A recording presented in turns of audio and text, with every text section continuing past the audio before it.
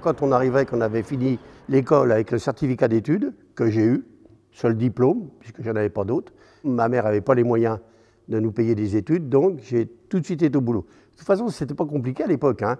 C'était la sortie de la guerre. Donc il fallait y aller. Voilà, alors on a été au travail.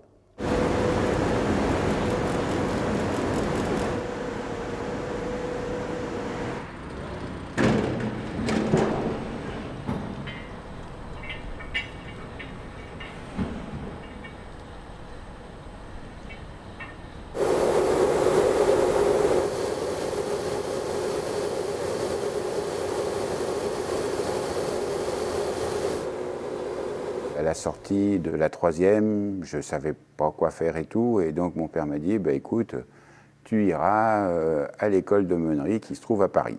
Je suis arrivé à l'école de meunerie un peu par hasard, par un copain qui m'avait présenté cette école quand on était en seconde à l'époque. J'ai travaillé pendant 39 ans et 11 mois, je n'ai pas fait les 40 ans, pour les grands moulins de Pantin et les grands moulins de Corbeil. Je suis rentré à Corbeil le 1er mars 1979.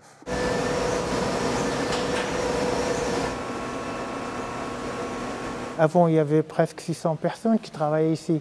C'était une ville dans la ville, donc quand ils m'ont fait la visite, c'était quand même grand, donc j'étais impressionné. Dans les années 91-92, c'est là où on est arrivé au maximum de la capacité du moulin, où le moulin pouvait écraser 50 000 tonnes de blé mensuellement. Et il y avait un train de 1200 tonnes de farine qui était expédié par jour. Le moulin fait 60 mètres. Eh bien, je peux vous dire qu'il y avait des machines partout et à tous les étages.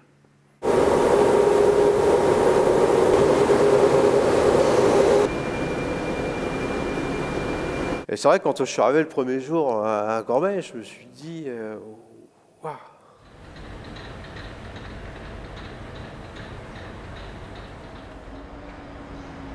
Aujourd'hui, il y a encore plus de 450 moulins en activité.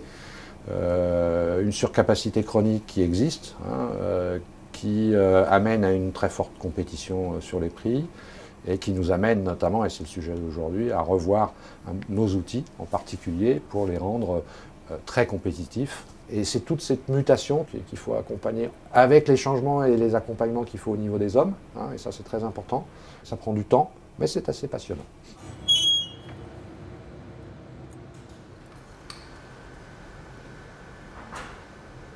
Moi, ça fait 20 ans que je suis au laboratoire de Corbeil. J'ai commencé en tant qu'intérimaire. J'ai un BTS en chimie. Donc la meunerie, c'est vraiment un milieu très particulier et donc j'ai tout appris ici.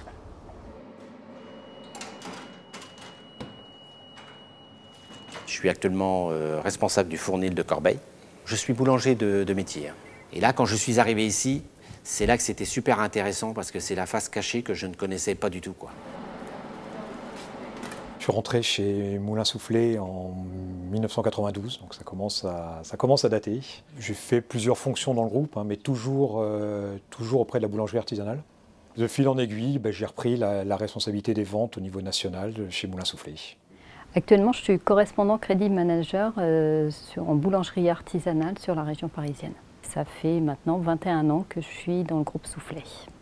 Les 3/4 des gens pensent que le moulin ne tourne plus et que c'est des bâtiments abandonnés. Et quand on dit qu'on travaille au moulin de Corbeil, ah, ça fonctionne encore. Bah oui, ça tourne et ça ne s'est jamais arrêté. Ce qui est intéressant dans le projet qu'on a, c'est qu'on peut faire côtoyer le XIe siècle et le XXIe siècle. Non seulement c'était un moulin, Quand on va faire un tour dans le mais moulin, encore en plus, il y avait un côté esthétique. Il fallait que ce soit beau. Rechercher, retrouver le goût. Il y a une relation de... on va écouter, Il y a une vraie on va relation toucher. amicale.